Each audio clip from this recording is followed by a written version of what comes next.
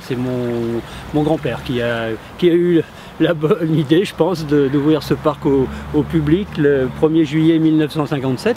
Il était en retraite, il était agriculteur retraité, et puis là, il avait un bon copain qui était aussi passionné que lui par l'élevage des oiseaux d'ornement. Il avait la passion de l'élevage, il élevait souvent des faisans d'ornement, il avait installé ses volières sur le bord de la nationale 924 à l'époque, et il s'est aperçu qu'il y avait pas mal de gens qui s'arrêtaient. Il avait fait des jolies volières avec son copain, là, qui était très bricolaire, et il s'est aperçu qu'il y avait beaucoup de gens qui s'arrêtaient à voir ses volières. C'est comme ça que l'idée lui est venue, mais il dit pourquoi pas je ferais pas payer, je ferais payer. Et le 1er juillet 57, il a pris le premier franc symbolique. Après, ça a été un petit peu un centre de soins, hein. Il avait beaucoup de temps comme il était à la retraite, et on lui a apporté, les chasseurs lui ont apporté des petits renards, des petits blaireaux, il y a eu des chevreuils, des couvées de perdrix, voilà, et donc il adorait ça. Donc il a fait des petits enclos les uns au bout des autres, voilà.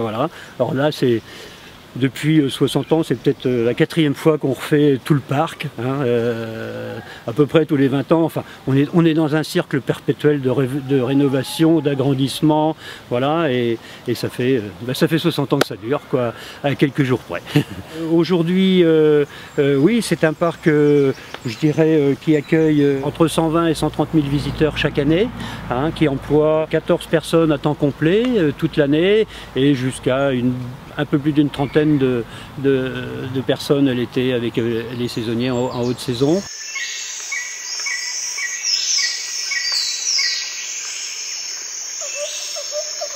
Une date importante, c'est en 1995 l'adhésion à l'EASA, une association européenne qui a mis en place tous les plans d'élevage pour les espèces en voie de disparition. C'était le premier parc labellisé Normandie Qualité Tourisme en 2001.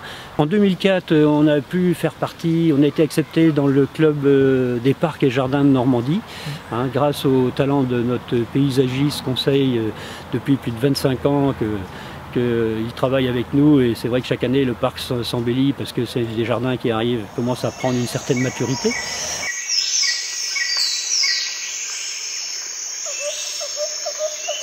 Il y a à peu près 9 hectares de jardins, voilà, et d'allées et d'espaces animaliers, voilà. Et puis il y a une réserve foncière de 9 hectares où les animaux de la ferme vont gambader la nuit, enfin voilà, et puis qui permettront à l'avenir d'avoir d'autres projets.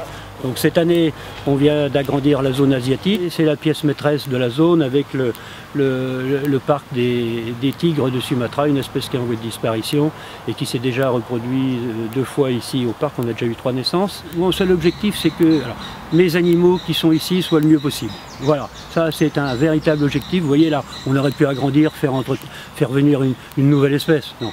On a voulu garder nos espèces, on a voulu les mettre mieux. Moi, ça fait 40 ans que j'essaie de prendre le plus grand soin de mes animaux. Moi, je pense que les parcs zoologiques, ça peut être un magnifique terrain de jeu. C'est un magnifique terrain de jeu. On fait beaucoup d'efforts pour aller davantage vers la pédagogie, vers la conservation des espèces. Nous, on s'arrache tous les jours pour essayer de faire du bon boulot.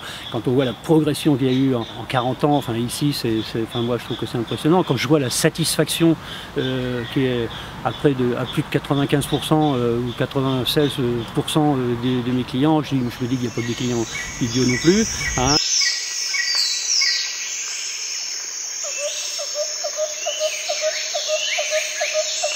Moi, je ne veux surtout pas être un collectionneur d'animaux. Ce qui m'intéresse, c'est le 3e espace tigre que je réalise.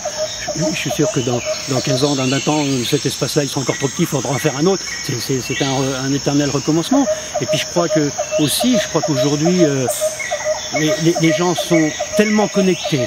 Mais je dis, alors je ne sais pas si c'est le bon terme, mais aussi tellement débranchés par rapport à la nature, parce que c'est pas tout le monde qui est branché pour la nature aujourd'hui.